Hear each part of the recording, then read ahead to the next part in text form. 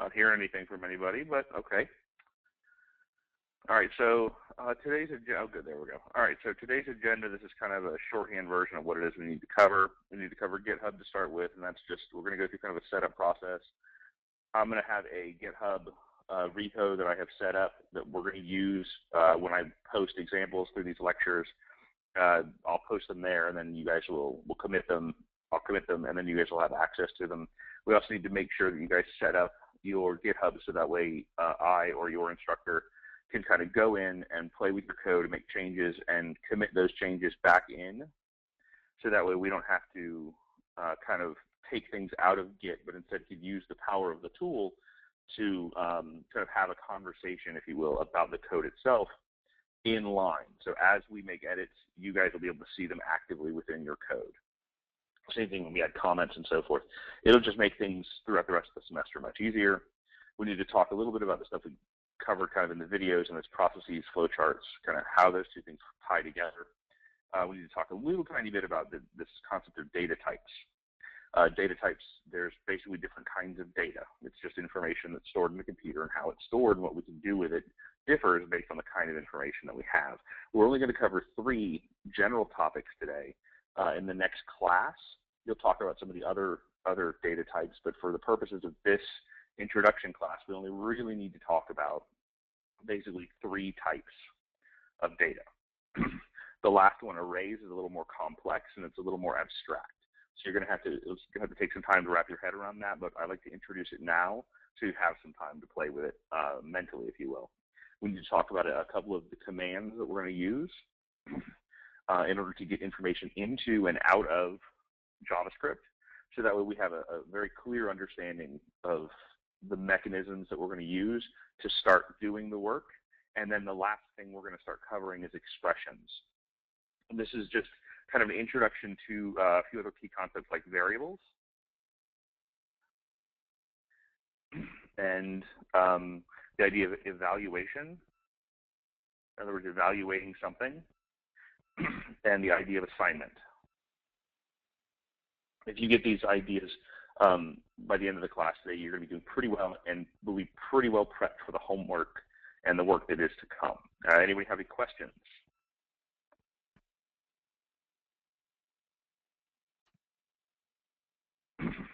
No. Oh, good. Okay.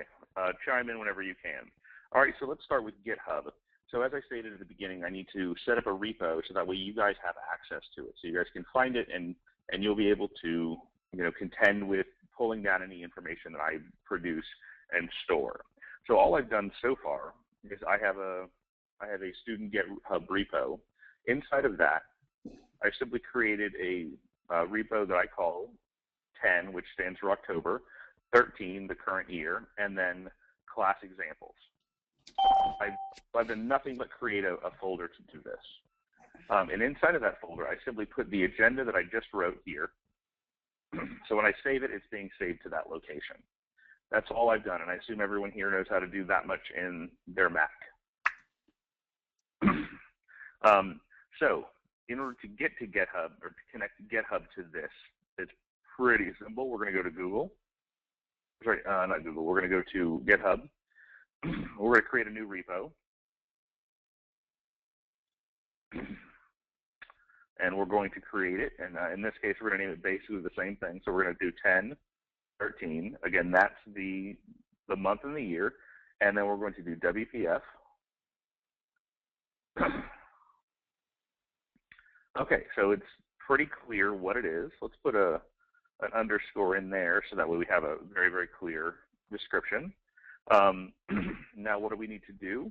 We need to give it a general description. In this case, let's just call it class examples for the online students. I'm going to make this public so anyone can have access to it because it doesn't really contain anything I need to keep private. And, excuse me, and then we're simply going to create the repo. Now, we're going to, from that, we need to just set up the repo. We're going to point it here,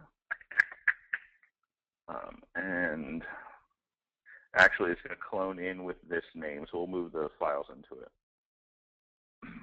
So this is going to be the actual repo that we have. And now we're simply going to, there's nothing in it at the moment, so we're going to drag in the folders that we need.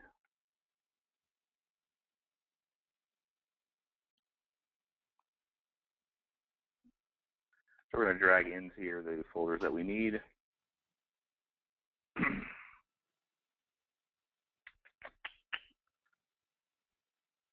Where is it?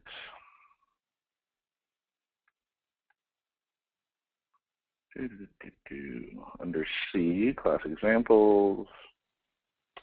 Did it not show up?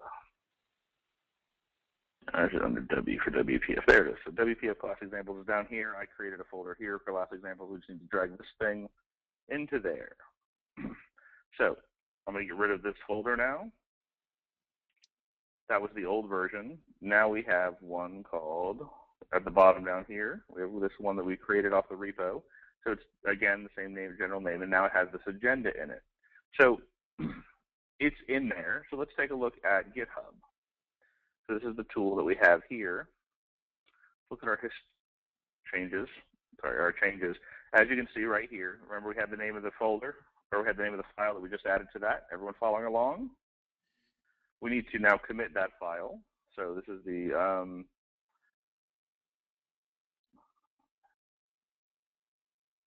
we're going to add the agenda.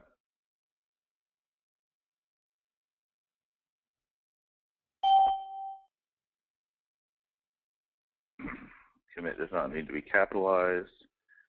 All right, so we're just going to sync and commit it. So what has just happened? If we look at GitHub, and this is something you're going to want to learn to do and do with consistency, is if we go to the actual repo that we just created, now we see that there's now an agenda up here online. So did everyone follow the process I went through? I'd like some actual affirmations, whether through chat or through voice. I'd like people to say, give me some yeses. Kind of followed that process. I got one yes out of how many people? 6. Excellent. Thanks, Aaron. I followed you pretty good. Is that Tim? Okay, cool. Thanks, Tim.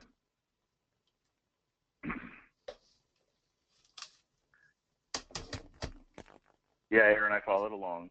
Came in halfway, man. No stress. Samantha?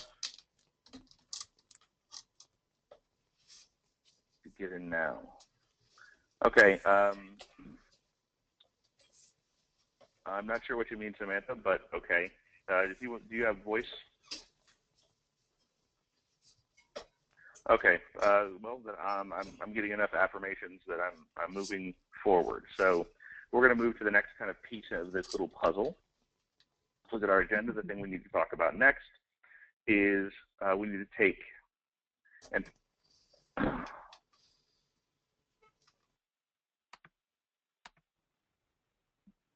excellent. Okay, Jessica, thank you. So let's go here. What do we need to do next? We need to make me a contributor. Okay, so when everyone here, when you get your repo up and running, you're going to need to, just for the sake of ease, make me a contributor or make your instructor, Jessica, a contributor. Okay? So the way you do that is you go into settings, assuming it will load. There we go. And where is it? Plan transfer ownership. Hold on one second. Contributors or collaborators. So make me a collaborator.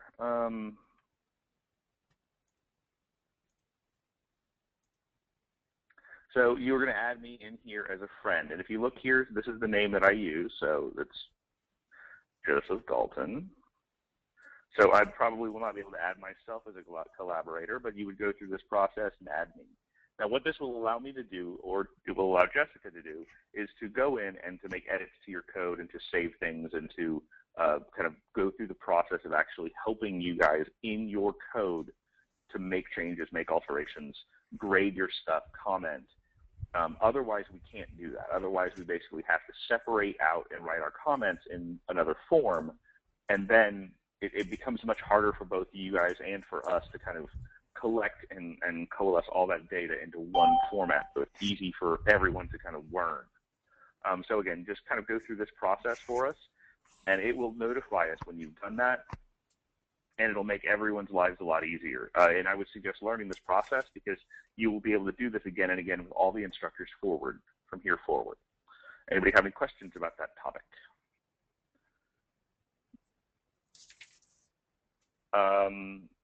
It's Jessica Curry, and Jessica Garlic, I believe, is her. Yeah, it's her new name. So I believe she just got married. So I'm seeing some no's. Okay. So generally, let's talk about the idea of what this tool does. It allows us to basically track changes as things happen. So, for example, I have this agenda, and I'm going to make sure that it is savable. So I have this agenda. Now, if I make changes to this agenda, so this is going to be, let's write example change for commit. Now what happens here is, Erin, I will find out what her information is, and I will get that to you guys. So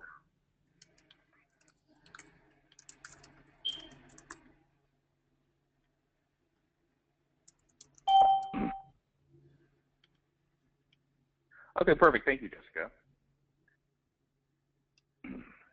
So anyway, so the general process is this basically helps us to manage how things work, or sorry, how things are organized, how things are changed. When things are changed, it allows us to roll things back and roll things forward. That's what these little commits allow us to do. By performing commit, it's basically like the same way in a video game you may find a save point. You would do exactly the same thing. You get to a point where you think things, you're worried things may go pear-shaped. You know a certain portion of your code or your whatever it is you're tracking has gotten to a state where you're comfortable with it and you think it's good. So then you want to save it. And you can, from there, you can come up with different branches. You can kind of modify the code as you see fit. You can do all kinds of modifications, but at any point in time, you want to roll back to those save points. Any of them, you can. And that really affords a great deal of advantage. It allows you to basically to create multiple versions of the same thing and branch them so that they all become, they're all basically working at the same time. So you can make changes to make things, let's think of a good example. Imagine that you're working on a website and you want to change the coloring, or you want to change a version, so you want to make it something different, something aesthetically different. You may want to save an existing working copy and make sure you have a solid version of that, and then make a bunch of alterations. But at any point, you can go back and go, wait a minute, this design isn't going the direction I'd like it to. So you just simply roll it all back and go back to your original without worry, without having to hope that you can do that. This software allows that. That's exactly what it's designed to do. So now for the contributor part. GitHub allows you to put it onto a remote server, which means that if your computer blows up and things go completely pear-shaped on your personal device, you can literally log into GitHub and pull that information back down again. So it acts as not only a way to undo work and track the changes that you've done in your work, but it's kind of an oh crap button, like things have gone pear-shaped.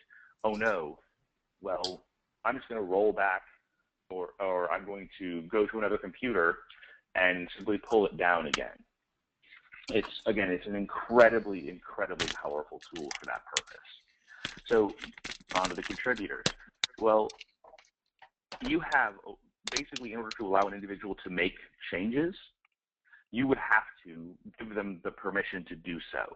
And so that's all we're talking about here. So we're trying to afford people the ability to make changes to your stuff. So in this case, as your instructor, what would happen is you're going to write pieces of code And those pieces of code are going to be placed up inside of this repo. I'm going to pull them down, and I'm going to add commentary. So let's say you have an if statement that isn't structured exactly in an optimal way. What I may do is go in and restructure your if statement, document why it is I restructured it, tell you what points are missing, and what it is you can do to make this better, and why it is that it is the way it is. And then save that and send it back to you.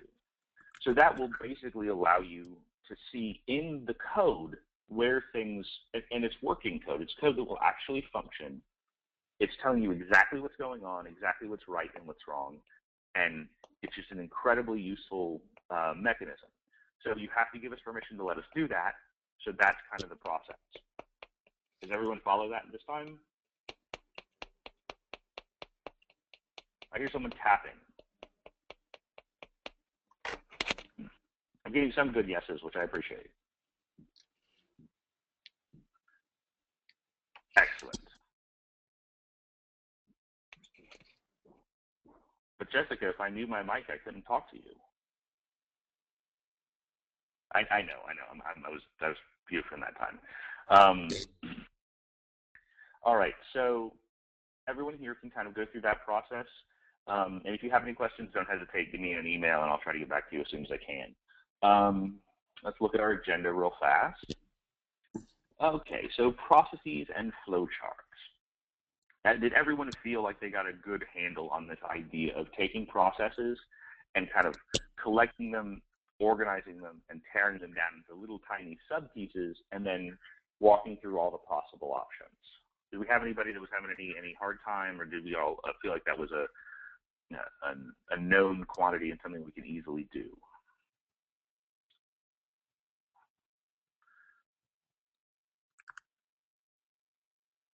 Good here. Okay, we got one good. Excellent. Do they have a voting thing here? All right. Well,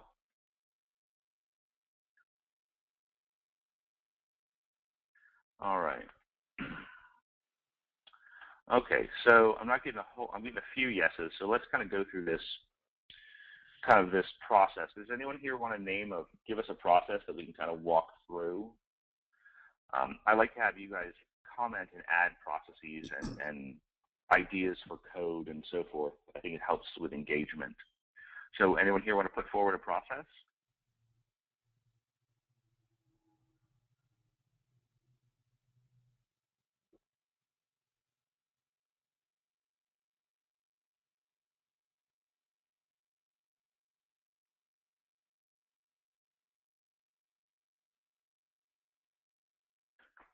No? No one? Okay. Let's do something, putting gas in the car. Excellent. Okay, so we are going to gas in the car. Perfect. Okay, so let's start with the general thing that starts the process. So we have a general kind of a starting event.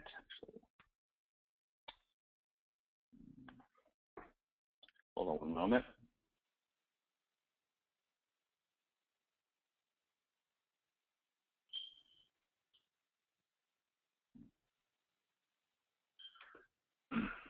Okay. So everyone here kind of knows what the general process is for getting gas in the car, but what's the first thing? What's the thing that kind of kicks off that process? It's either an indicator light or something of the like. So that's kind of the point at which we go, hey, I think it's time to get gas. So let's just call it that. We call this the start. And from that, it's kind of let's check our process. So the first thing we have to know is, do we actually need gas? So is there a need for gas?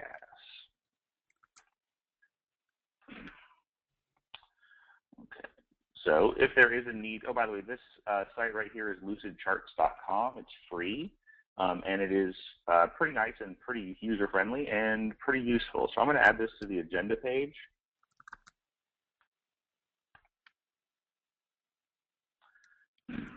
and we will do the commit on that here in a minute.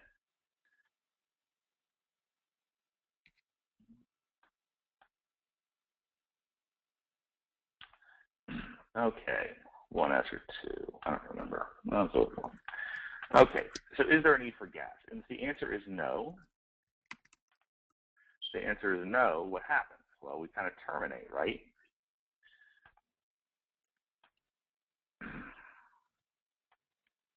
So then this is continue driving. NTINU. Right, so if the answer here is no, well, really, we're going to continue driving. If, however, the answer is there a need for gas, the answer being yes, we're going to need to, first thing we need to do is find a gas station. So in reality, so we need to, this is actually a process in and of itself, right? I mean, we could go into a whole lot about that. So this is really kind of a predefined process that we would go through to determine where it is our gas station is. So we're going to find a gas station. So if we're going to do this process of finding a gas station, once we get at, then we're going to basically, what do we do next? We have to drive to the gas station.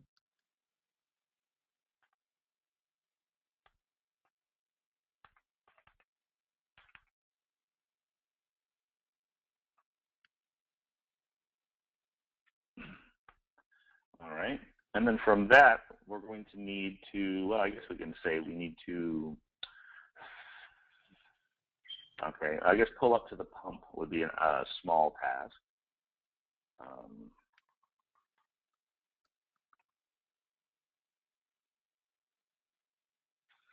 And then from there, we need to select our gasoline type. And again, each one of these processes, components of our overall process, okay, kind of feed into one another. So we're going to select gas type.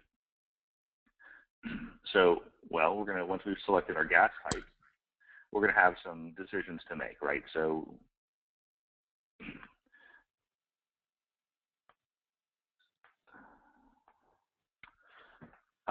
in this case, let's call it, let's just do high, medium, and low.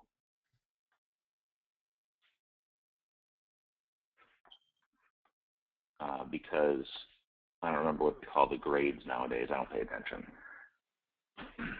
And then I suppose there's like low ethanol and high this and whatever. But in general, no matter what process we pick, we still kind of go through the same series of steps. So then we're going to, let's see, open gas can, or open the cap. We're going to remove the nozzle.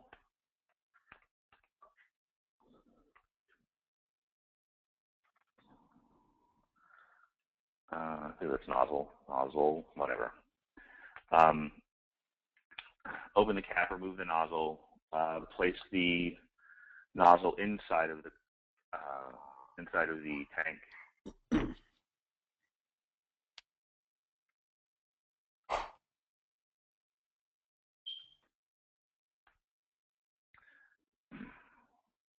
What happens next? So then we will pump the gas, right? Pump, pay. So we do pump the gas, and then we would pay for the gas. I'm sure there's somewhere where we can cash or credit is actually a good one, right? That's actually a very good point. So, thank you, Jesse. We have a split here because this all of a sudden opens up multiple options. So we can do cash and or credit. In the case of cash, we have to form another process. So for cash, what do? We go into the store. We have to go into the store.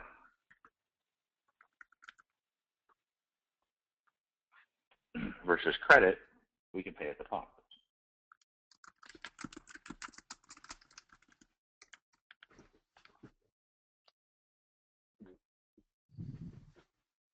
And this is a little sloppy because it's kind of done on the fly, and we'll straighten it out here in a minute. So then we also have the credit, and then what do we do from that? Well, we were going to pay at the pump.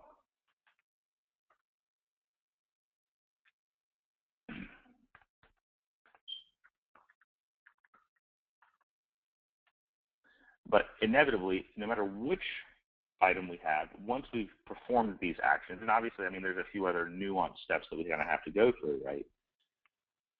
Such as, you know, we may have to put the gas tank back on. We may have to do all of these other sub-processes. Rhombus.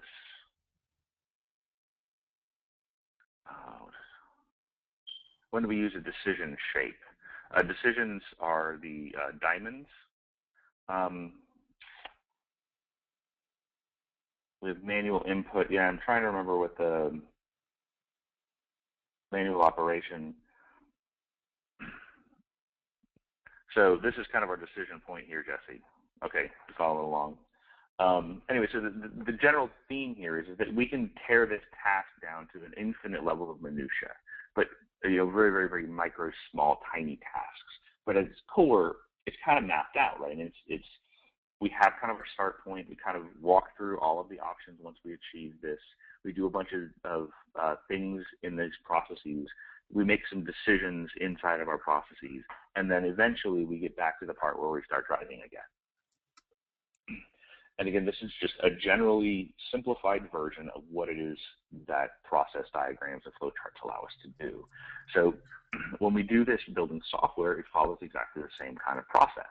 We start at the very beginning with this general, I would like to build a thing that does this. And you just tear that idea down into smaller and smaller and smaller components until you can get your hands and you get a handle on each of these little tiny pieces. And that's kind of key because it is recorded, yes. So once you get this idea down, once you get this notion that you can tear things apart and build these little processes, and you can then take tools and build the items that you want with the tools to fill those processes, you can then pretty much at that point, you can build just about anything you want. It does take time, it does take energy, you have to learn other components, and there are ways to make it better. But in general, that's it. That's the heart and soul of this idea. So I will save this thing off here tonight and put it in. But for the moment, let's go back to our agenda. All right, does anyone have any? That's all I have for the processes and flowcharts. Does anyone have any questions about that? Does that seem clear to everybody?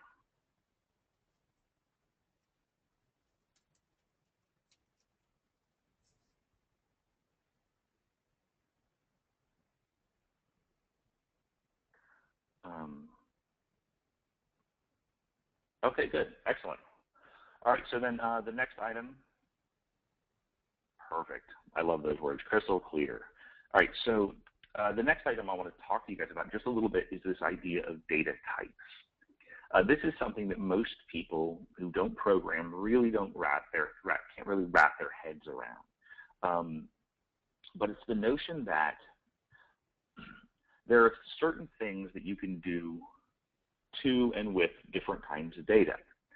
So if I gave you, let's think about it this way. If I gave you two words, okay, if I gave you the word Bob and the word Tom, okay, so this is word one and word two.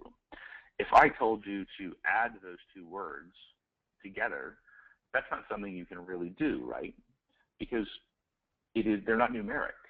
They're simply not numbers. You can't divide Bob by Tom. You can't multiply Bob by Tom. You can't perform any other mathematical actions. But there are things that you can do to Bob and Tom to kind of have them interact with one another. For example, you can order them. So you can alphabetize them. you can take them and put them together so that they do this. So if you put them together like that, or you can do the opposite. And these are things that you could actually do with words like Bob and Tom. At the same time, when you have numbers, typically you don't think of taking strings of numbers, like lists of 7, 8, 5, 3, 6, 2, 4, taking those, and you don't typically think of doing things like taking them and smushing them together. Like you wouldn't think, like let's say you have some zip codes, 328, 318, that's fine, and then 32177, so whatever. You wouldn't think of having two different kinds of zip code information and putting them together like this, because it's kind of meaningless. It doesn't have any specific value to do that. I guess zip codes aren't a good analogy, but because they're really not additional numbers, they're really kind of categorical numbers. But let's say you have, let's say you have 7 ducks, and you have, let's say 6 pigeons.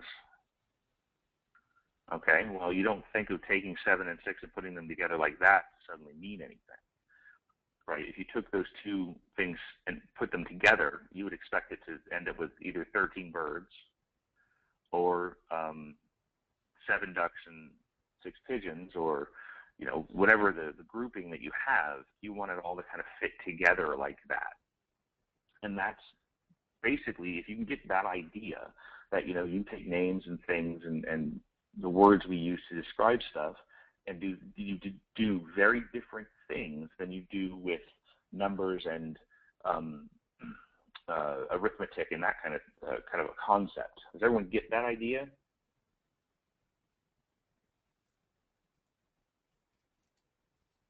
Yes. Perfect. Okay, if you guys get this notion, then you're pretty good right now.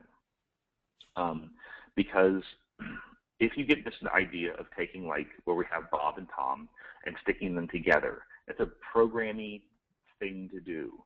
We call it concatenation. It's the idea of taking what's called a string or a name, or it's basically a series of alphanumeric characters that are stuck together. So they can be numbers, or they can be names or combinations therein, and smushing them together. It's just a concept we call concatenation. The same idea can be done with numbers, right? You can multiply numbers together.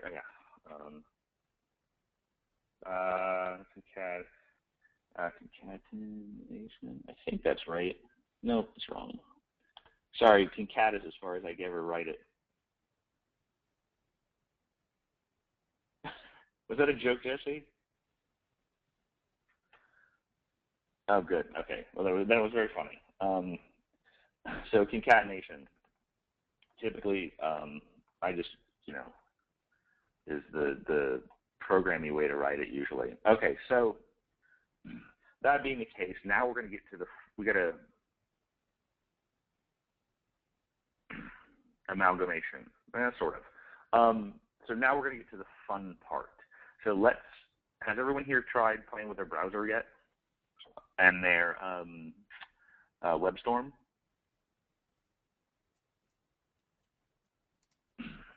Good. All right, so I'm going to open WebStorm here, save this guy off. No, Aaron? Okay, well, all right, cool. Text Wrangler. Ooh, going hardcore. I would recommend WebStorm. It's fun, it's easy, has a lot of good hints. This makes life a lot simpler.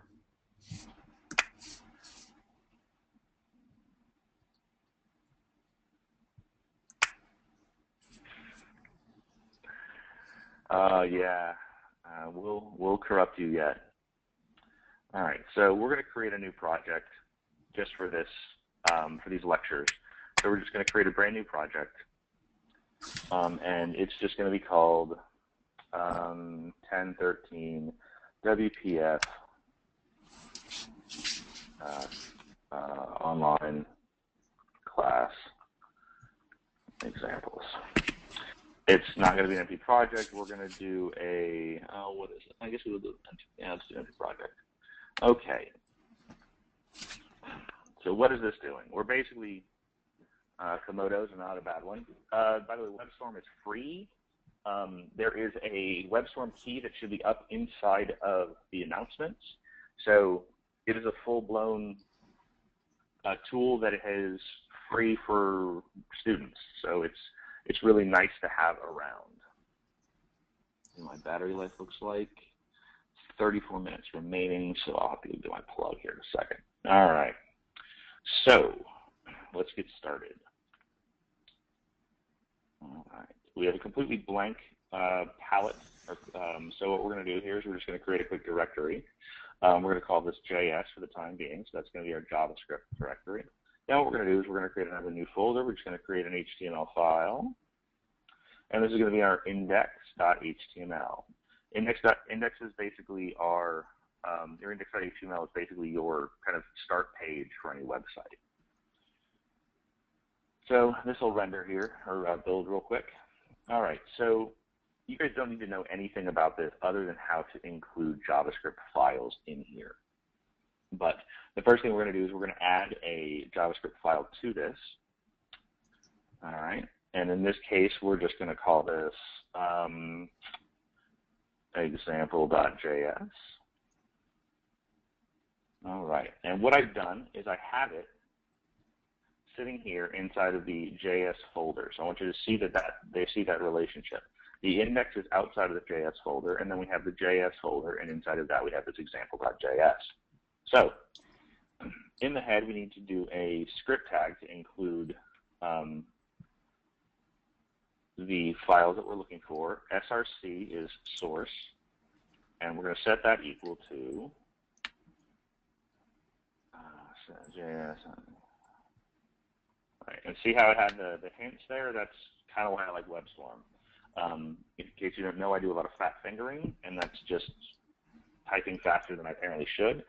And that's simply something that programmers will do, and this helps you to eliminate that. All right. So now what we've done is now we have this line of code here. This line of code is basically saying I am going to include this stuff. It's in the header section, so that means it's going to be included as the page is loading. So before we get to the body section, this is all going to get preloaded. And there we are. So now what we're going to do is now we're going to save it. And we're going to save it in a specific location. We have it currently in this folder, and we don't want it there. Where we really want it is we're going to want to move this entire thing into that same location that we had before, where we have all of the other stuff currently. So I'm going to take this entire project and move the whole thing. So this is currently just saving the index.html, so I'm just going to stop that. I'm going to go in here and save as. Hello, did I say save as? I swear I did. Save as. Stop being helpful here. All right, well, it's not going to let me do it that way. So, Same problem. we're going to do it the other. Hello, who was that? Oh yeah, this is Steve. It was the same problem I ran into earlier today. It wouldn't save. I found the roundabout way to do it though. Well, here's my roundabout way to do it. We're going to. That's how I did it. We're going to. Where is it? Why are you not letting me cut now?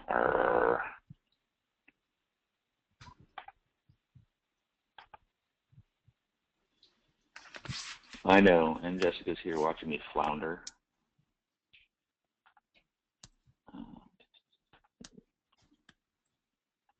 10 WPF Class examples. All right. All right, so now we have this WPF class examples. Now we're just going to open it back up in WebStorm.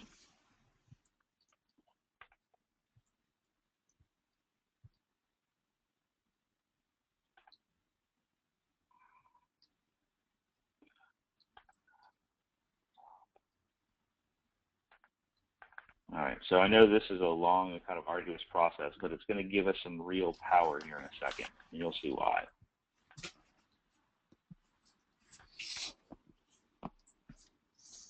Okay, so now I've taken a little bit of time.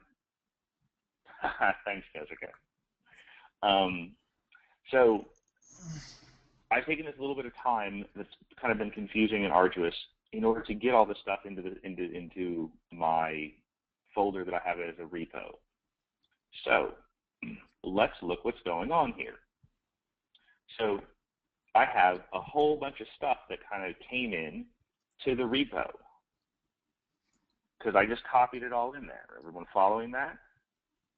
That means it's now all getting tracked. So what I'm going to do is I'm going to perform 2 commits.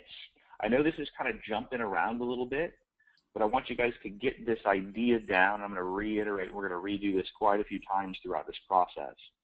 Remember, I made some changes to the agenda. I added a few things to it. Can I get some affirmation for that? Somebody say yes? Yeah, good. Thank you. Sorry, I'm very demanding in the fact that I like a lot of student interaction. I need to read you guys, and it's very hard through the interwebs. All right, so if we have an agenda and we've made some comments or some changes, we need to commit those changes. But we don't want to bundle all that stuff up together, right, with actual code that's examples. So those things don't mush together very well. So this is what we're going to do. We're going to do a quick commit on this, and this is, let's see, we're going to call this agenda, and we're going to do, it's basically going to be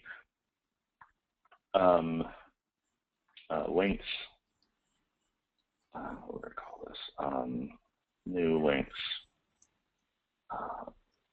and okay, so this is now pretty clear what it is we have in there. It's the agenda.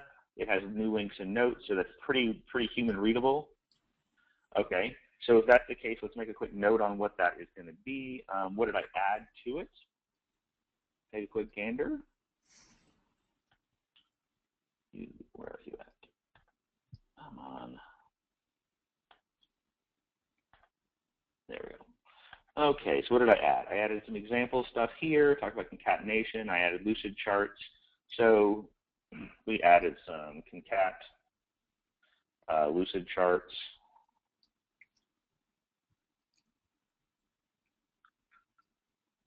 Link, concat and type discussion lucid charts link. Okay, so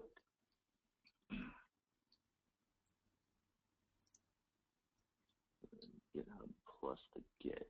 Now confused, then we have to commit with Smart Git plus the Git. Okay, so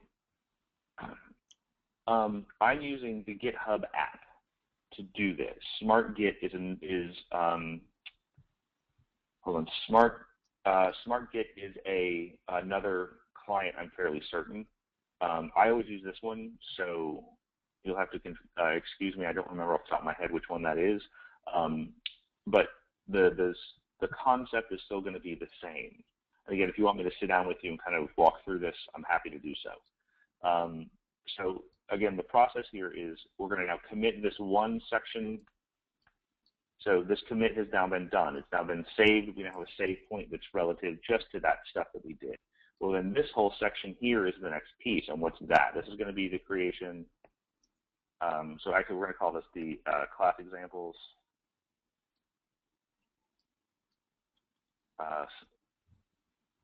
Class examples init.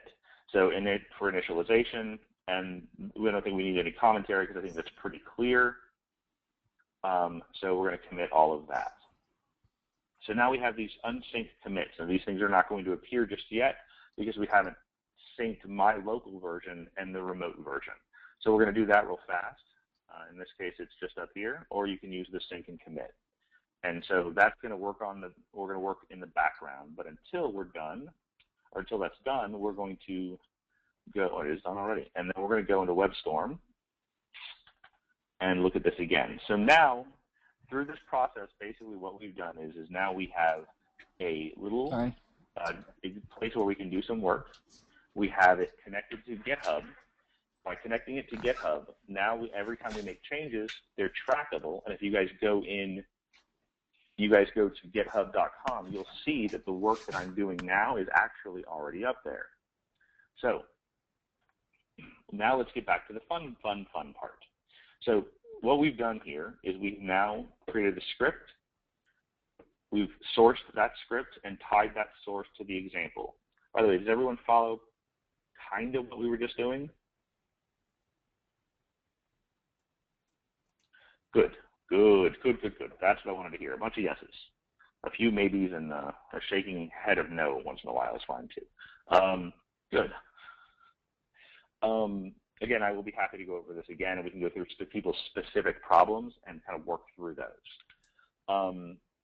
So let's talk, again, we talked about this idea of variables, and actually I haven't started talking about variables yet, but where are we at? Let's look at our agenda. Prompts. Okay. We're going to skip arrays for the moment. We'll come back to that. We're going to do console log and prompts. So if we want to get information from the user, how do we currently have to do that? We don't have a way to do that. I will shortchange that question quickly. We need to we need to give you guys a tool to be able to get information back from a user, so that way you have the ability to use that information when you build code. So the way we do that is prompt. Prompt is a command that basically does exactly that. It prompts someone. The way we use it is we basically take it and put some quotes in there to represent whatever it is we want people to see. So, what color is your cat? So if we run this, we would expect that phrase to appear inside of the pop-up that shows up. So obviously, it's unlikely that a browser would come with a default statement of what color. So let's start with trying this out. No, we're not good with that. Okay, so we're going to then run it. So you can see I moved it over. There are a few different ways. I personally like Chrome, so I'm just going to use Chrome. This is one way to get into it, to get to this page. Okay, so this is the HTML that we're using, and there it is. It says, what color is your cat? Does that all make sense? And we can enter whatever we want to enter in there. Doesn't matter at this point. And nothing happens. But the thing that's interesting is, at least by doing that, what have we done? We have given you guys a tool that will allow you to get information back.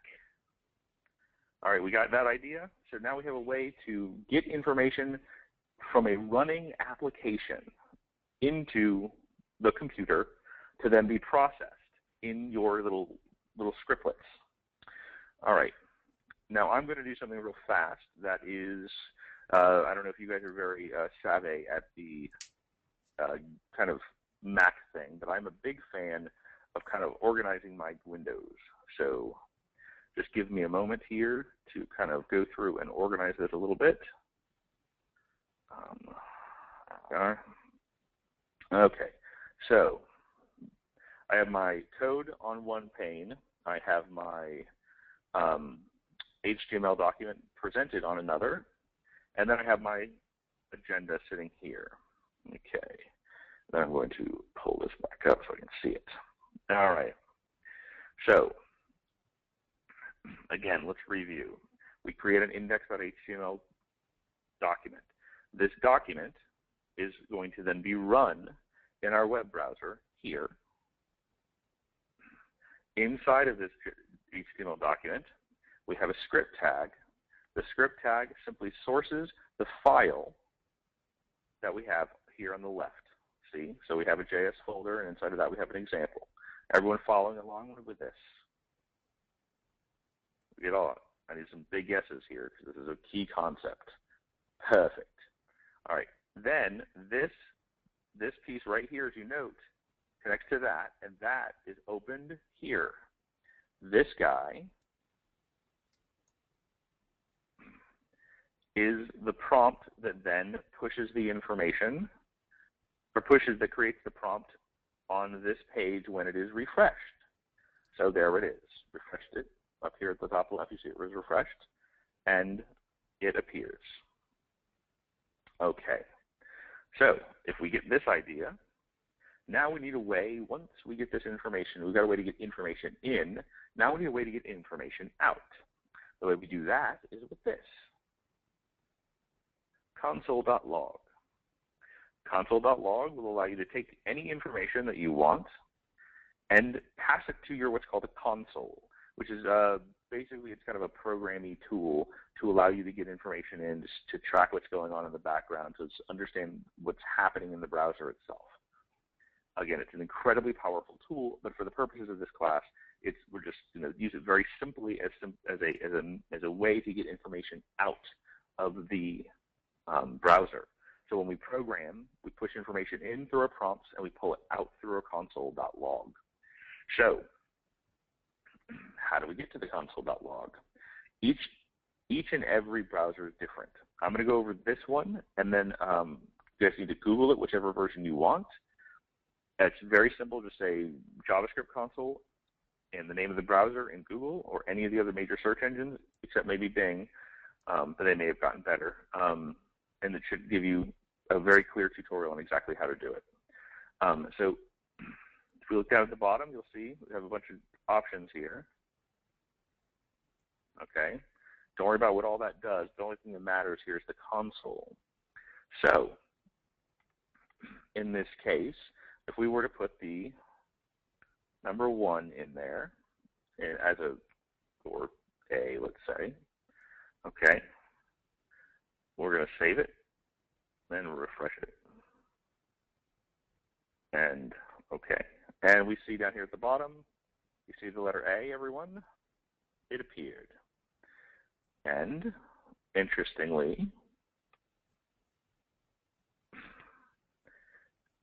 is if you notice here, it tells us where this event occurs and the line number.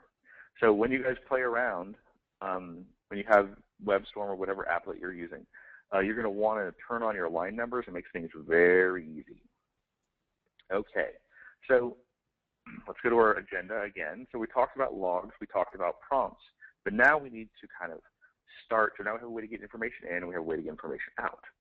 So now comes the really, really, really fun part of doing stuff inside of this, right? So now we have all these different little tools and ways to get stuff in and ways to get stuff out. So let's do something awesome with it. So in order to do that, we really have to talk about another idea, and that is the idea of a variable. By the way, this is a comment. 2 of those. You can also use that and then end it with that.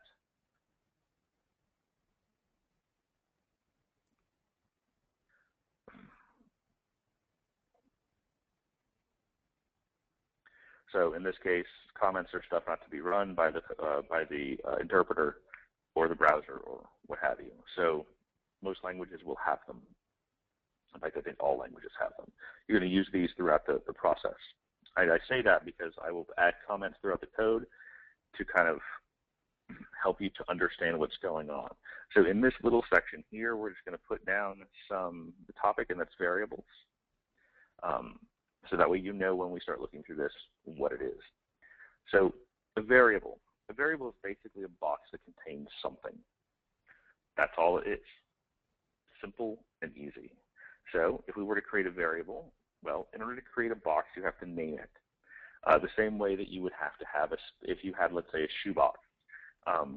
It would be a specific thing, right? There'd be, you could use the shoebox to hold pictures, or you could use the shoebox to hold shoes, you could use the shoebox to hold what have you. But the point is that it needs to have a specific identity as it is that shoebox or my shoebox or what have you. So we're going to need to give this particular variable a name. And that is exactly what we're going to do. So we're going to call this shoebox variable. Okay, so what have I done here? This VAR basically tells the computer, hey, I need you to make me a variable. That's all it's doing. This next piece says, this is the name of the variable we're going to create. There we go. So we're going to write a quick comment to describe that. Declares a variable named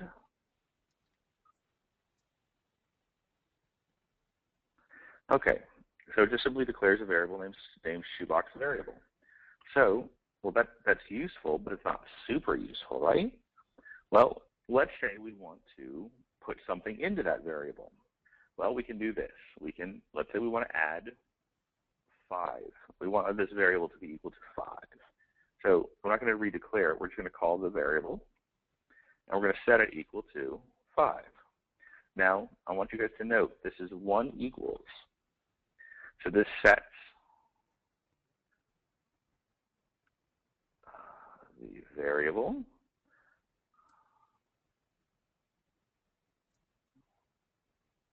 hold on, it's case sensitive, so I don't want to make any mistakes.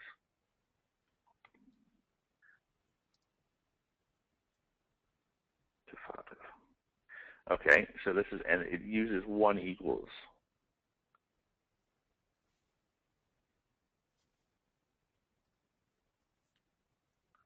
So I want you to make sure you understand that that's 1 equals. It's very important. The times you'll use 2 and 3 later on, and they have specific meanings. Okay, so now let's say we want to check to see what's in there. What would we do? We're going to console log out those values. So if we want to know what the shoebox variable is at any point in time, we can simply console log it. So if you notice, WebStorm gives us this nice little cheat, so that makes it a little easier for us, a little less typing road. So now let's talk about what happened. I've created a variable. I've stored the number 5 in that variable.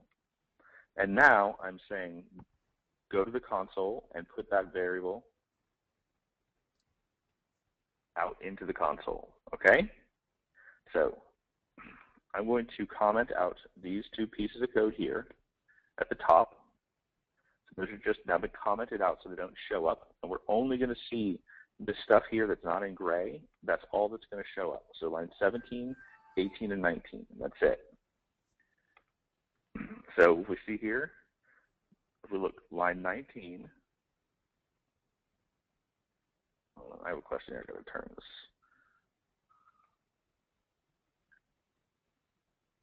Okay, you didn't use quotes in the last console.log. Yes, a variable doesn't. You don't need to use quotes around a variable because it becomes what's called a string literal. So if I put quotes around it, we'll just show you what happens.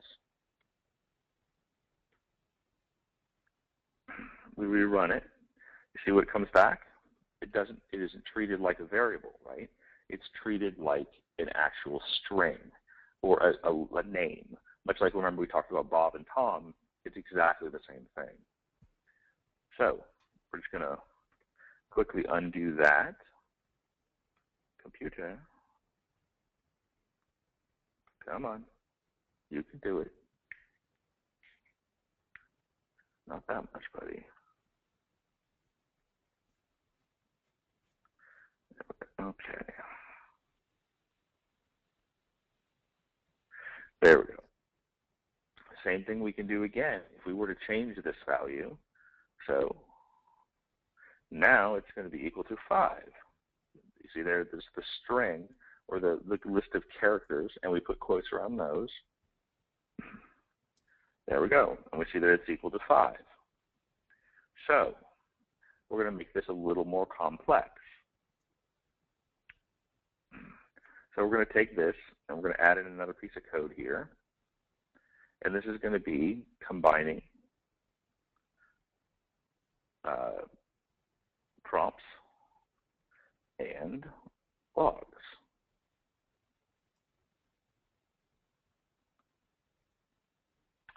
So we want to get information in from the user, and we want to store it in a variable, and we're going to want to present that information out. So if we, as we might be able to imagine, if we kind of talk through that process, what will we need to do? We need to get the information from a user, so we need to have a variable that will pull in that information. So we're going to do this.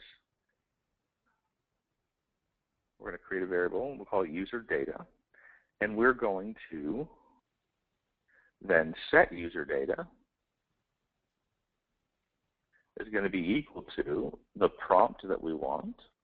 Remember, our goal here is to combine these two types of structures, PROMPTS, prompt, and this is going to be the question. So we're going to say, how old are you?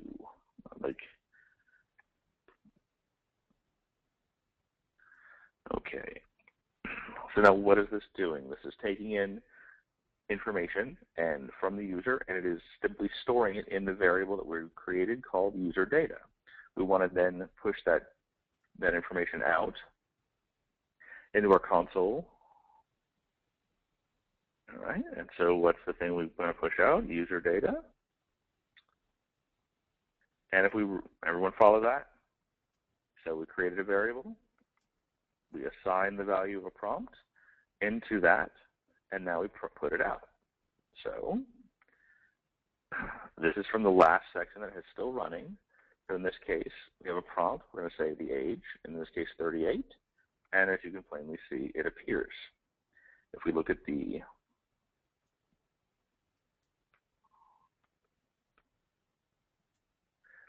where it actually fires is line 27, which makes sense because it happens in line 27. Okay, so now we're going to give you, now we've done this, we're going to give you guys a little bit of shorthand. So we don't have to perform this actually. So we have 2 lines of 25 and 26 here. We can actually shorten this and do this right here. We can declare the variable and set it equal in one action. So we kind of reduce the amount of code. Okay. So we can run it again, and we still get the same number. Everyone following along with these ideas? Good. All right. So now let's talk about getting multiple types of information. Okay. So there's basically, there's 3 steps. We're creating a variable, which is a box. We're putting some information into that variable, and then we're taking that variable and presenting it.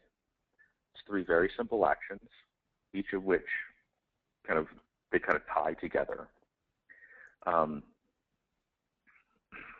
So we're going to do this one more time here. We're going to do a variable. We're going to call this user data. I don't know. I hate doing this, but I'm going to do it anyway. User data 2, and we're going to prompt. And let's see. We're going to do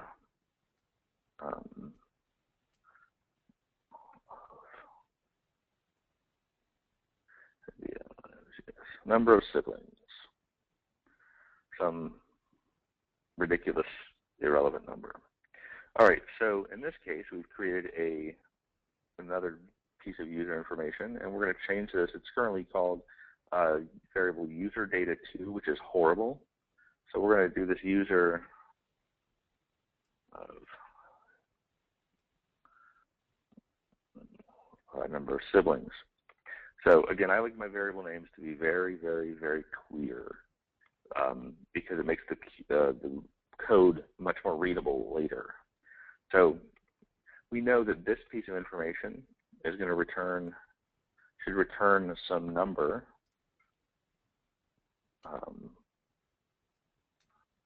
because you really can't have a Q number of siblings, right? And you can't have alphabet number of siblings. You have to have a specific finite number. Same thing with age. We should return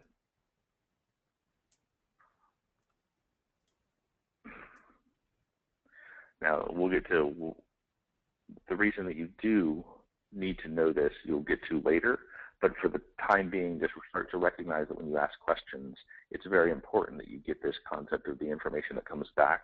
You should understand what kind of information you're expecting so you can kind of handle it appropriately. So now what we have here is now we're going to get back two pieces of information. We're going to get back an age, and we're going to get back a number of siblings. Now these are both numbers, so let's say we wanted to take these and we wanted to multiply them together. Again, this is a fairly nonsensical problem, but again, we know we're going to get back numbers, so how do we perform that action? Well, we do exactly that. We multiply the two things together. So we could say,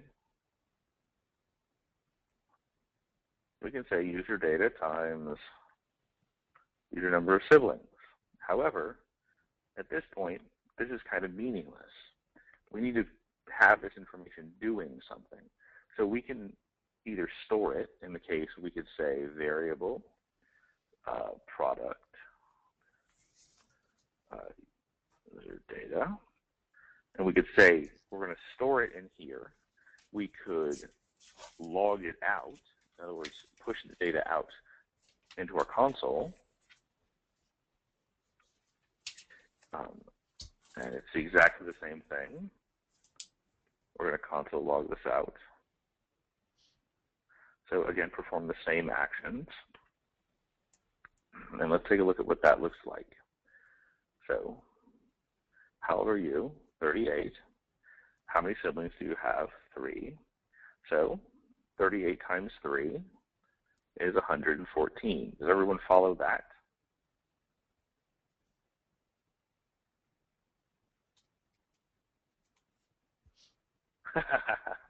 Nice.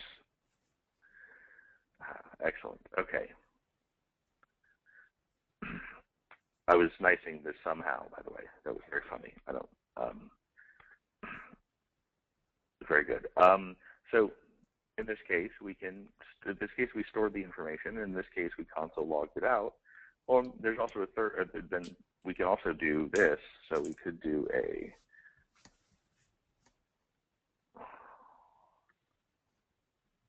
We can also do the product. So now we could console log out the same value again, right? So instead of simply taking the values and logging out the product in this here, we could instead store it and then push out that value. Yes, Aaron, what is your question?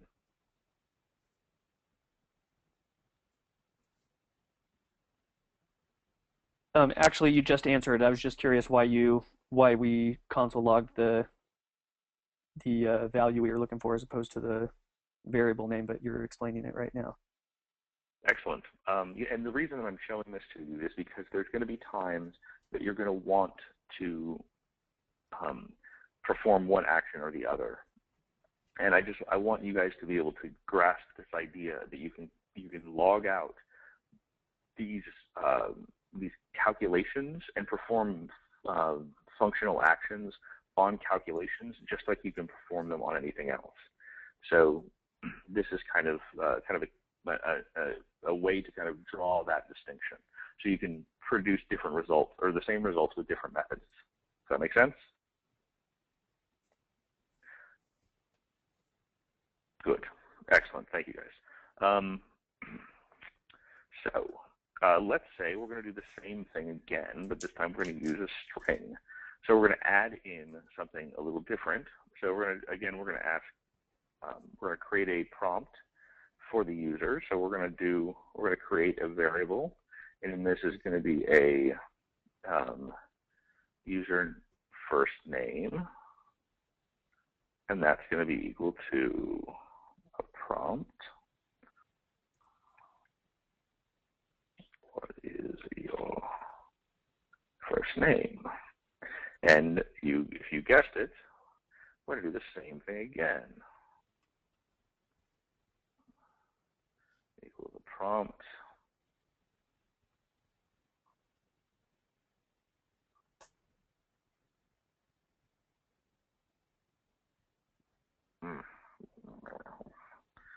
Okay, so let's walk over what just happened. So I'm asking the question, what is your first name? And I'm storing that in the first name. I'm asking the question, what is your last name? And I'm pulling the data back and storing it. And what is your last name? So now what I'm going to do, as you probably can guess, I'm going to console log the values of the first name plus the last name. So user, I call it user first name, and so I'm taking the two ideas and smushing them together. Remember we talked about the idea of concatenation. You can do that with the plus symbol. And user last name. You're going to see something. So you'll see something interesting here in a moment. So instead of going through all of this stuff over and over again, what I'm going to do real fast is I'm just going to take this stuff and I'm going to comment it out. Or take this stuff up here and I'm going to comment that out as well. So now all of this is still here, but it is now the section that we're actually working with. So, you know what I've been forgetting to do is I've been forgetting to commit. So what we're going to do is we're going to just real quick throw down a quick commit at this point and kind of describe some of the stuff that we've done. So, where are you, GitHub? There we go. Okay, so we have a few things that have gone on. So let's quickly just look at what it is we've written. So we're going to do console logs, we're going to do prompts, and we did some introduction to variables. So this is variables, logs, prompts, and in fact, this is going to be sample code.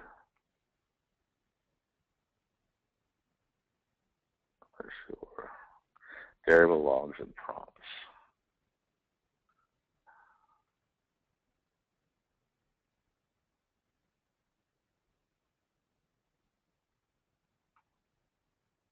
Okay, everything here that I've changed, I want to kind of make all kind of tie together because nothing really significant happened. I'm going to go ahead and commit and sync at the same time. So now, basically what I did is I took everything, I committed it, I called it a specific thing, I bundled it all together, and then I now created a sync event. So now it's all up on GitHub. So again, we're just going to, real quick, let's take a quick gander and make sure that that is the case. WPF class examples. Hit write the code. Right, so the agenda changed about 30 minutes ago, which is right. And if you notice, I just changed this information, so it should be up and ready and available for you all.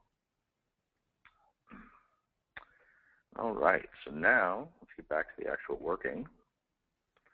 So what are we going to do here? We're going to do console log first name plus last name. What are the things that we need to do? We need to check at this point, right? We've already written it and we've kind of tracked it. Let's check it. So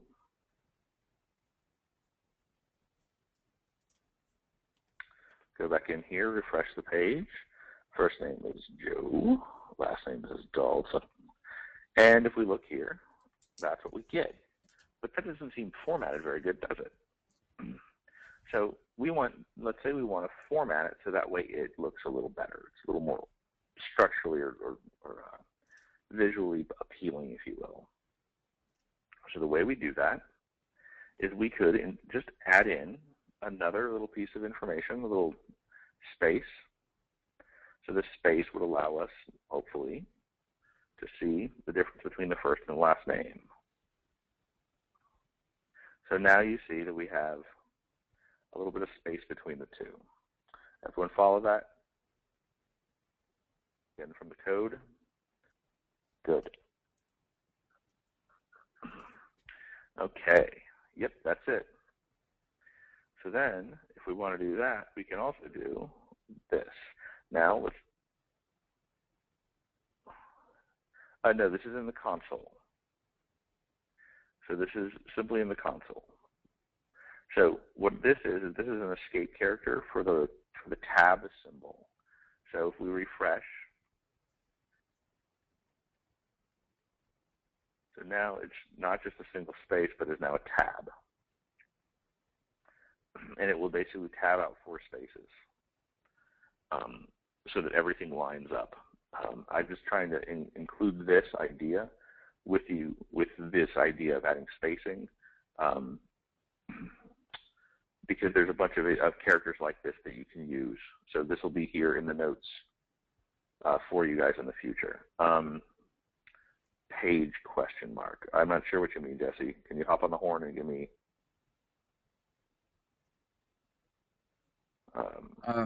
You answered it. You answered it. Perfect, man. I'm good then. All right. Okay. So now let's do something a little different. So we're going to uncomment out this "how old are you" part right here. By the way, in WebStorm, if you hit the command button and the slash, which is right next to it's under the question mark, or it is the question mark, it will auto comment and uncomment sections. Doesn't sound that cool now. In a little while, you'll be like, that is the best thing I've ever seen. But now what do we have here? Okay, so now what we have is this user data.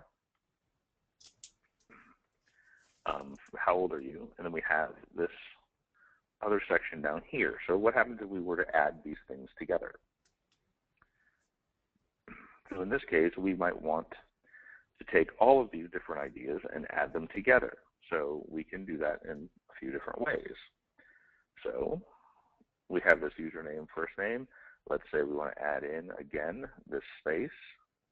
And then we would add in, let's say, the user data, which in this case is his age.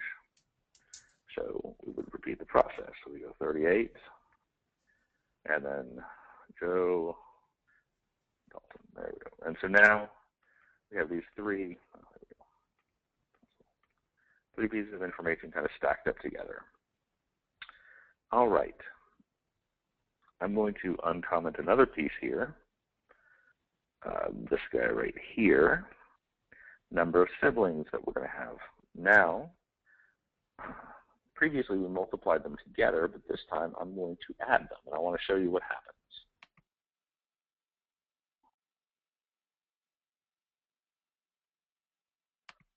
User data, and we're going to add it to number of siblings. So now we're going to have 4 prompts that are playing around here. Again, semicolons end every statement. So let's do 38 to Joe Dalton. Okay, 38 and 2. Do we notice what happened here? You see that it concatenated it. It treated it like a string, right? That's because prompts are always, always, always treated like strings. So you have to convert them, what's called casting or converting, into the correct data type. There's a couple ways to do it. So let's go through a few easy ones. There's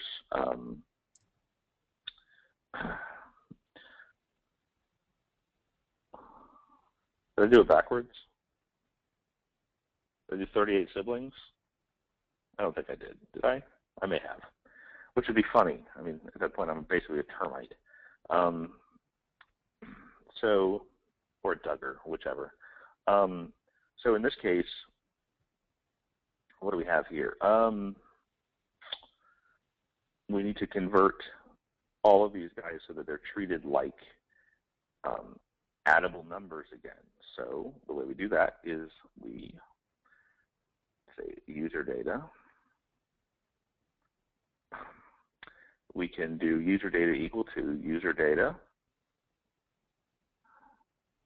times 1. By multiplying, it basically takes it and forces it to become treated as a number. You can also do user data. It's going to be equal to number,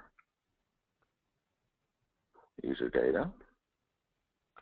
So this would also do it. We can also, up here in this section, actually here, I'm going to do a quick commit here. So this is kind of the,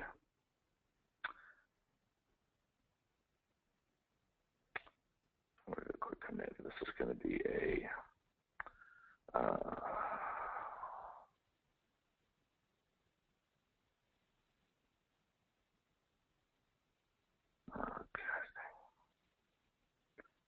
right.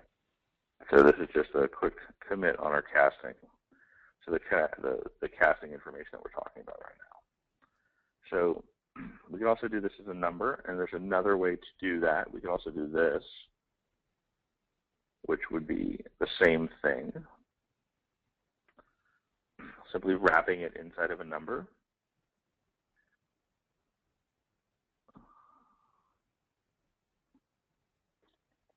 That's why I go over it.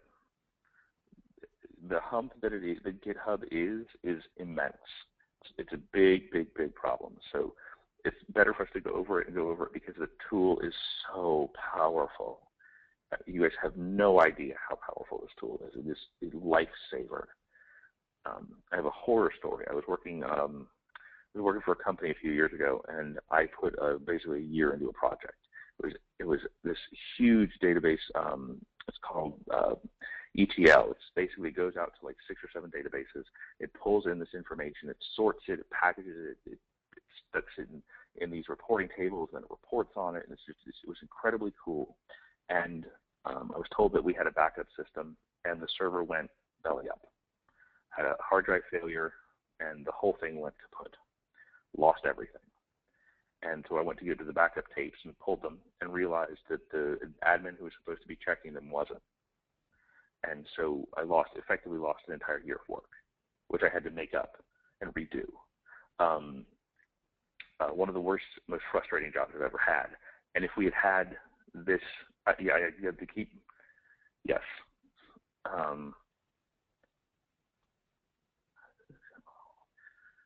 Let's see, could we use similar discount problem in the expressions worksheet? Yeah, okay, we can, let me look at that again, and we will. Anyway, so this tool would basically allow you to never have had that problem. Again, my misery, hopefully your gain. So, all right, so Tim, go over the example similar to the discount problem on the expressions worksheet activity. I do not remember that one off the top of my head. Does anyone have a quick version of that?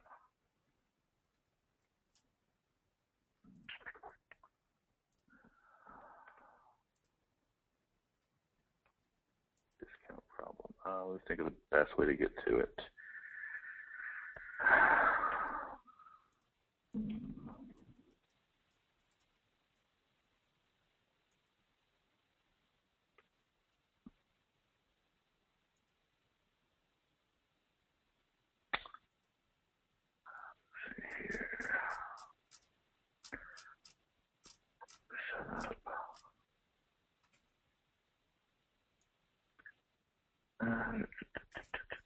Expression worksheet.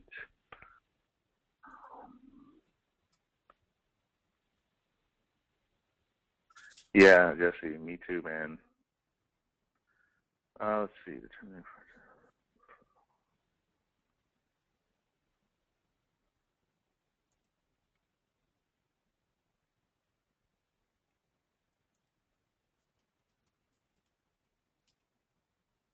Okay, dog ears. So, the pie. Average shopping bill. Oh, thanks, man. That'll be perfect. Thanks. Now I know exactly which one. Okay. So,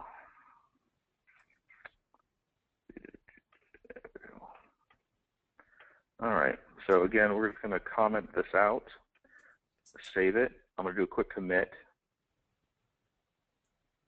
So this is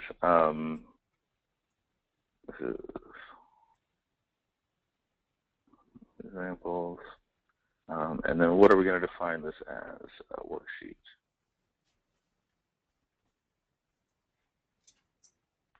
So going over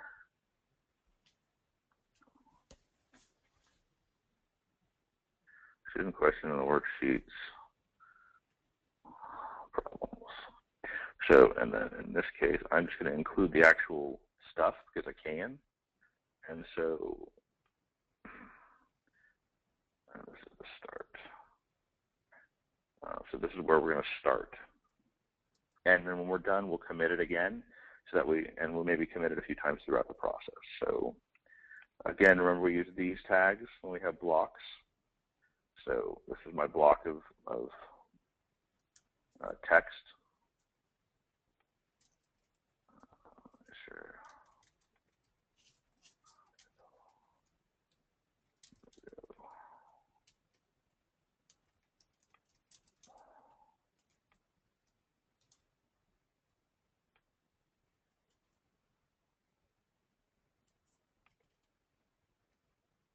Okay, calculate the discount price for an item. Create an expression that would calculate the discounted price without sales tax, with and without sales tax. Results having more than 2 digits after the decimal, for example. Original discount price.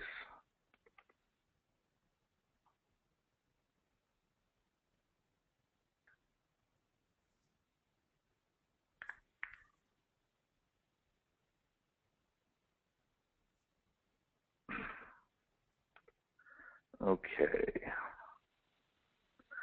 So I believe that, let's talk about all the variables that we have to do here. So kind of walking from the beginning, we're going to create an expression that calculates the discount price with and without sales tax. Okay.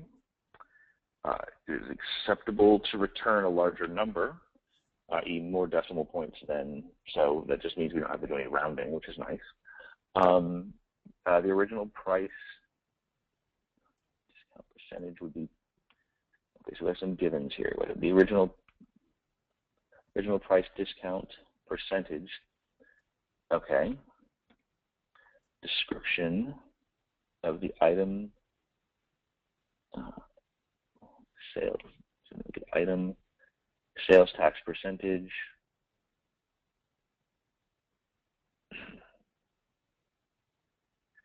Okay. All right. So let's see what we have. We have basically we're going to need some variables to start with, right? So we're going to need an original price. So we're going to do a variable called original price, and then let's see what else we have here.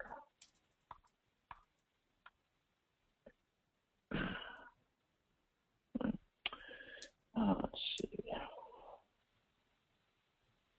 And then we have a name. Name of the product. Then we're going to have a variable called the percent.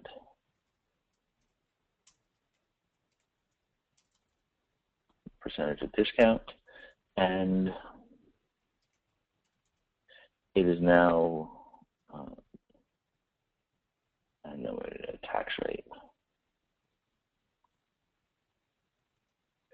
Okay, and then we're going to need a few variables to kind of hold that information, right? So we're going to want to, we're going to call this tax total, and then total of tax.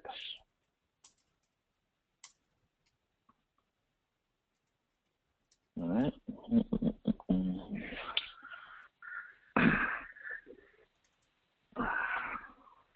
Was there any other information, like some base examples in there, or some base values? Did they say they wanted it in prompts, or did they care?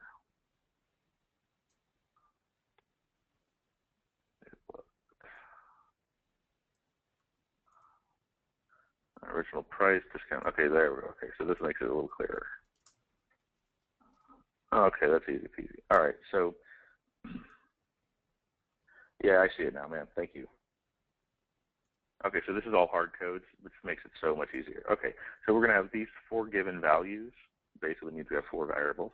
And then inside of that, we're going to calculate these values. Okay, so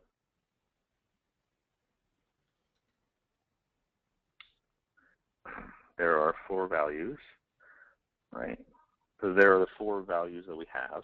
So we're just going to create 4 variables to do that. So we're going to call the original price. We're just going to set that equal to something. So in this case, I'm going to set it equal to $100 because it's just simple.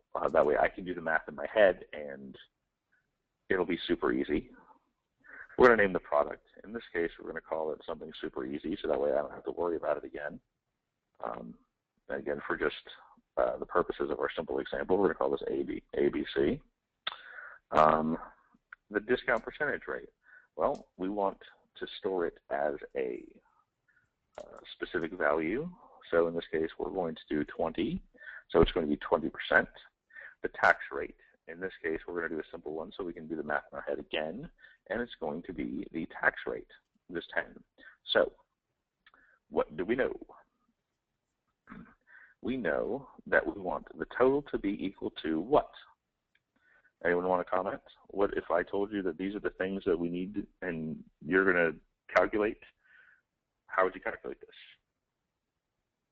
Original price. Right, so we're going to set this equal to original price.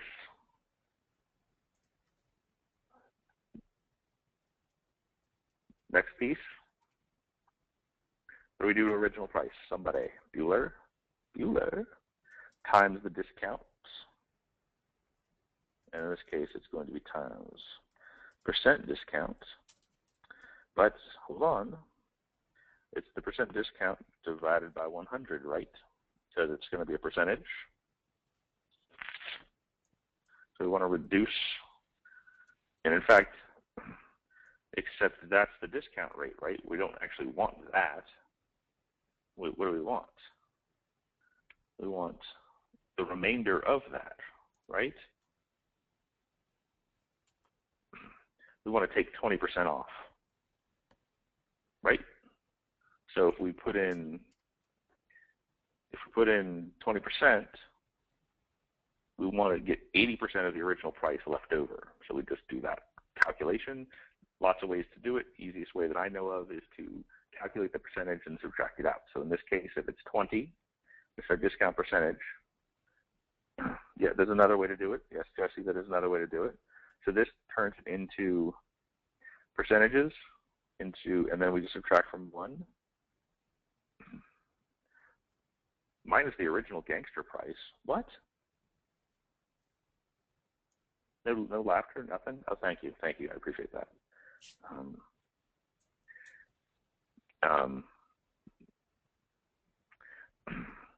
So let's see. So this right here is basically the value that we're interested in, right? I mean, we're taking the original price, and then we're going to take this piece out. There we go. So can somebody then tell me how we apply tax to that?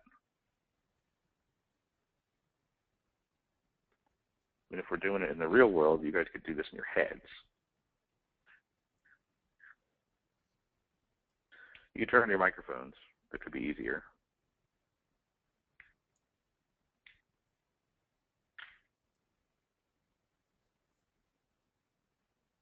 Somebody turn on their microphone, please. Wouldn't the price with the tax be the original price plus the 20% of the original price? Plus the 20% of the original price. Wait, no, plus the 10% of the original price because it's the tax rate. Okay, so it's the you apply discounts before you apply tax, right? Yeah. So. Okay, I said that wrong. It's 10% times the price with the discount. Right. So that would be like, so I mean, if we do that mathematically, right, we just do, what do we have here? The tax rate. Right? And then, well, if the tax rate's in like whole numbers, we need to get that into percentages. So we just divide by 100, right? Yeah. Okay, and then all of that, what do we get? We gotta basically take that and we have to multiply it by this other thing we have up top there, right? The total. Now I could write original price and all that stuff, but you know what would be way easier? If I just do that. right? Yeah. That way, I mean, look, it's the same thing, right? Total, exactly. So there it is. Does that make sense to everybody? Yeah, that did. Okay. So, and now keep this guy, this Jesse, no? Okay. Let me see. What's with the one? What's with the 1 minus % discount divided by 100? I don't get that. That's where I'm stopping. Okay. Oh yeah. Okay. No stress, man. So let's talk about this, right? So the discount price is what? 20%, right? Right. So in this case, how much is the discount going to be if we calculate it out? Take 20% from 100, right? Yeah. Okay. So if we do the math, 20% of 100 is $20, which leaves $80 left over, right? Right. Okay. So could we also say that a 20% discount is the same thing as charging 80% of the original price?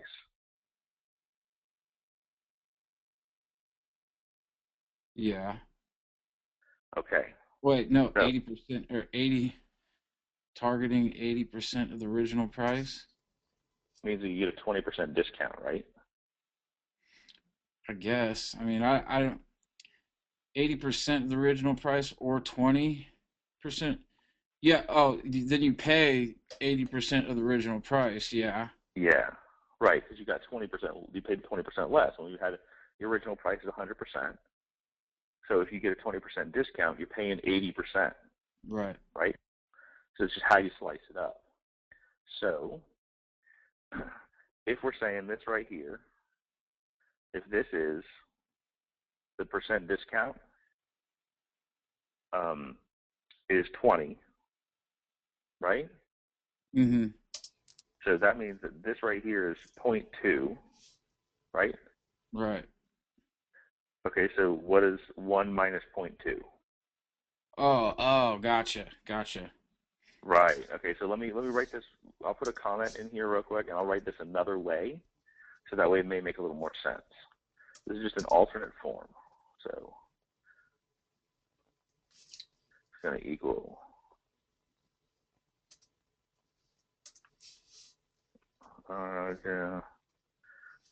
price, original price minus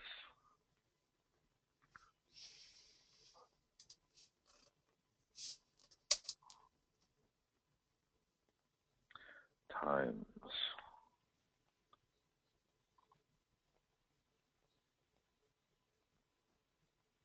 percent discount, and then all of this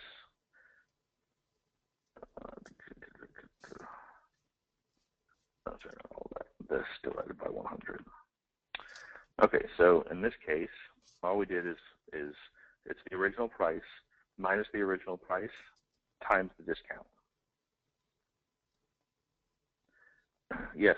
It saves you an extra step. Jessica here points out it saves you an extra step in also subtracting the discount. Right, so it's just a shorter version. So again, here I calculate in this version down below. I calculate the discounted value. So in this case, it's the original price, which is $100, times 20 divided by 100, which basically goes back to being 20, and then the original price minus 20 is $80. The same math. It's just it's kind of a shorter version. You'll learn a lot of the shortcuts as we go, like through the program. You'll get them. So now what do we have to do? Now we have to kind of take all of these ideas and kind of all these little pieces that we've calculated, and we got to push them all into something so that we can present it in a logical manner, right? And well, luckily they gave us kind of an example string here, right? We pretty much know exactly what we wanted to say. So this piece right here, what we wanted to say. So we're going to console log this piece. We're just going to doctor it up a little bit. Okay, so now we have this console log that we've done. So let's take a quick look at it, and then we're going to do a quick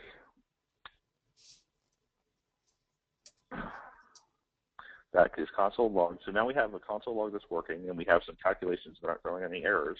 So let's quickly take a look at our GitHub and commit it. So let's see, class example, sample. Let's see, what do we call this? Discount.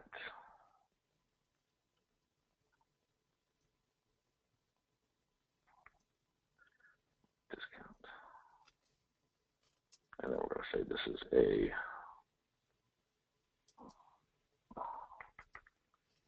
we're going to say, what is this thing called here? This is a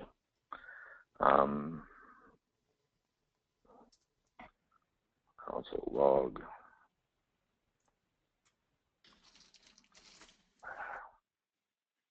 working, and then calculate. All right, so we're just going to commit that real fast. All right, let's go back in here again and take a quick look. Now I'm going to add to my comment here, I'm just going to add this little bit of information. So that's kind of my key for what it is I'm calling this section. So if I want to go back and reference it later, when I put all my commits in from this point forward, I'm going to use that as my key. So that way I can, again, keep track on what's going on. So now we have this console log, but what we need to do is now we need to take each of these little pieces that we're interested in and kind of push them together. So this X right here, that X needs to be replaced with a value, right? What's the thing that we need to replace that X with? That X should be your blank, which is the name of the product, right? So we're going to put the name of a product in here.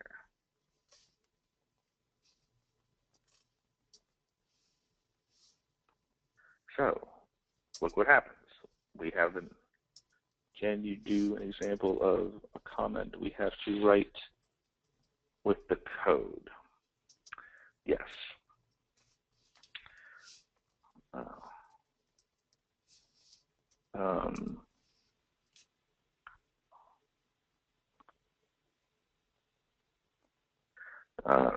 Price set to 100.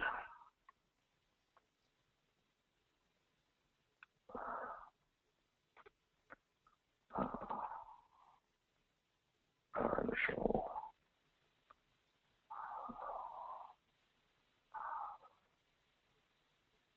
There's a product name.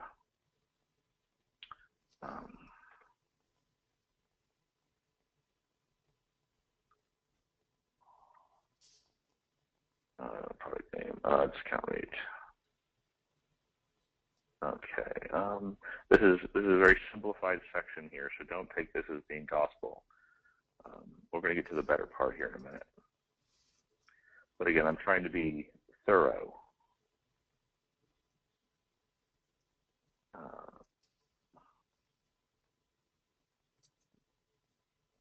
So in this case, what are we interested in? This is going to calculate CALCULATE, calculate the total without,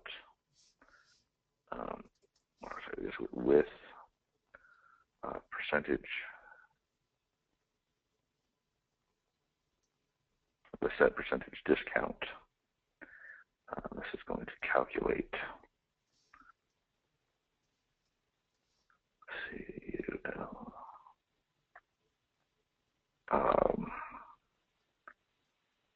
calculate a total tax.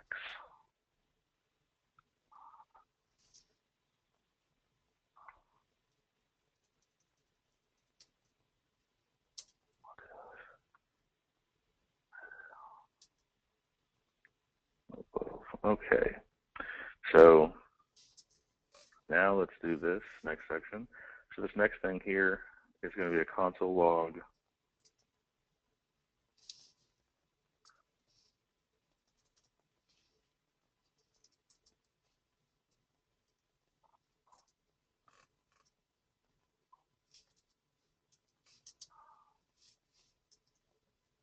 Okay, so this is just going to say console log the value of the variables. Okay, as present. Now that's good enough. Okay, so let's take a look at what happens here. So the original version that we had just originally, it shows what is X. This is originally that. So if we repeat it, now we should expect, yes, look, ABC, because that's the name of the product. We can repeat the same process over and over again here. We can say, okay, well, this X, we know we need something in there. And so we're going to simply add that in.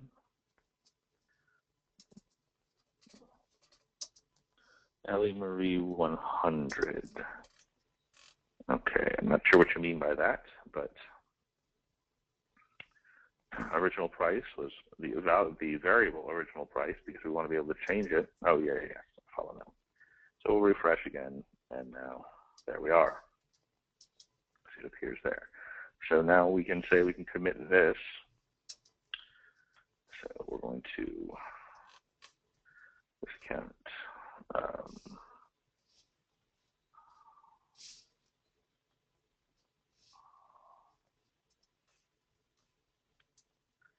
Let's see, now what do we do? We added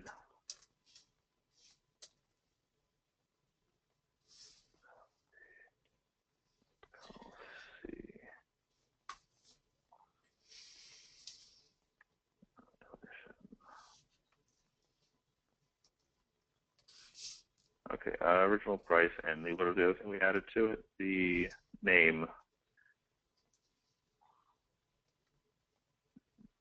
Okay. So now we just did the same thing. Do we have any other questions? Okay, we're still good. Do the same thing again, right? So we're going to take two strings, we're going to add them together just like we did before, and we're going to add in another variable right here into the middle. And we're looking for the discount price rate, so that is percentage discount is the name of the variable that we used. We're going to go in here and check again, 20%, but it looks kind of crappy, so we're going to fix that by adding in a space there. And take a look again. We have 20%, a 20% discount. That looks pretty good. So we can go back in here to the GIS and say the same thing again.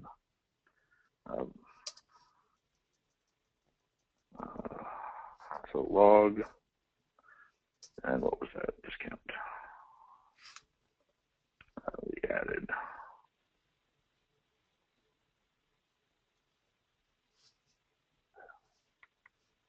We have the percentage discount to the log. Okay, so that's working. Now we just need to do the tax rate and the non-tax rate, right? So we do the same thing again. Discount is now X. Well, we'll do the same thing. And add in the value we're interested in. And we say it is now the total, because that's the name of the variable we have. Check it. $80 is the total. Mathematically, that seems to make sense. We'll jump over here real fast and commit that. Same thing. My console log total. Again, I'm not being very meticulous about the specific pieces of information that I'm putting in here. If you're using this for a bigger project, you should be very meticulous about what it is you put in. I'll show you that in just 1 second, Jess. I'm going to write my comment here.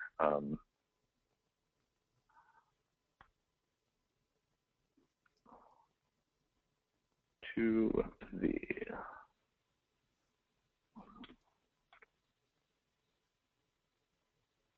okay. Okay, how did I get to the console? Well, in this tool, I went to, in Chrome, I go to View, Developer, and JavaScript Console. If you need to use a different product, just jump on Google. There'll be a million tutorials on how to get to them. All of them are different. They all hide them in different places, so you're just going to have to play with them. Oh, good. Okay, so then let's take the last little piece here. What do we have? We have the last little piece. So the x here is going to do the exact same thing. Put this between them, and now we need the total with tax. What do we call that? We called it, luckily, total with tax. So let's save it, check it. Total with tax is 8, which doesn't make any sense at all. So let's go check on that here in a second. But the first thing we're going to do is commit it.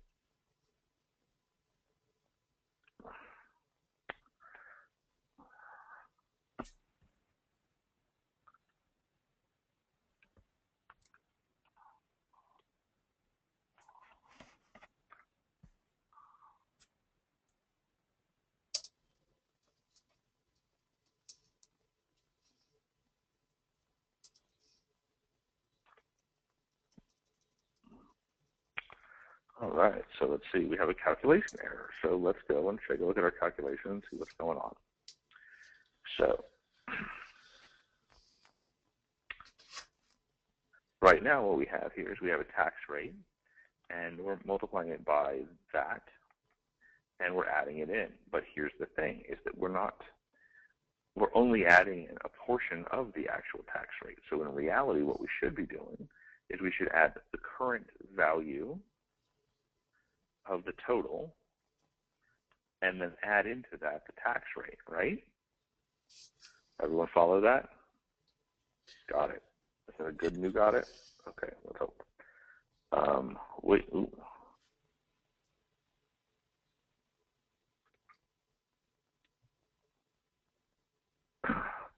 Okay. I'm glad you didn't say anything. It actually aids the whole lesson thing here. Okay, and so Ellie Marie, the answer to the question is no. You do not have to do it every time. As you become more and more proficient, the number of times you will commit will decrease, but the specifics of the commit itself will not. So you will have, you will basically have opportunities. Basically, as you get better, the smaller stuff isn't going to be stuff you're going to commit. Like right now, I'm committing like crazy. Normally, I wouldn't commit for any of this because this is all just really, really mundane stuff. Like I'd commit like if I like for the class, I would just like get the whole page done. I'm done. Let's just call it a day. And that's not the best practice, but it is kind of more realistic as to what I would do. But what you should be doing at this point, you should be committing every line. You should be committing constantly because you guys need to get into this habit. And you need to get this into your head. As you become more proficient, you could write all this code in a few minutes, in which case then it's not a big thing. But if it's going to take you half a day or 6 hours to write a piece of code, you're not going to want to potentially lose it. So here we go. So this is tax with total, and I'm doing a correction. So I corrected the calculation to the total of tax.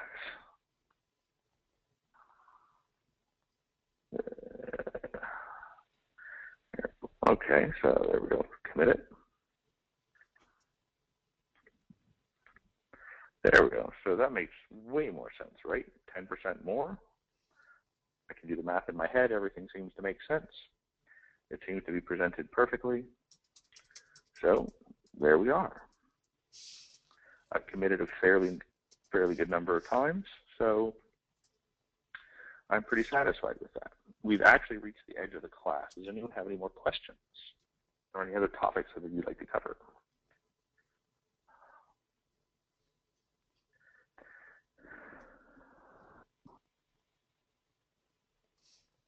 Okay.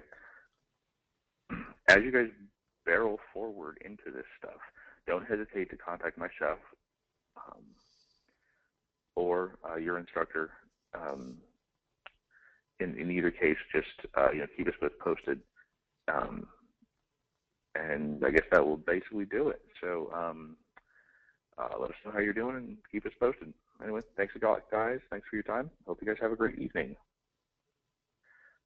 You are free to go.